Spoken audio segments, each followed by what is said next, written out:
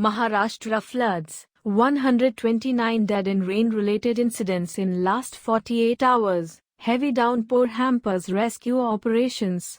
As many as 129 people have died in rain-related incidents, including landslides, in Maharashtra in the last 48 hours, a senior official from the State Disaster Management Department said on Friday evening.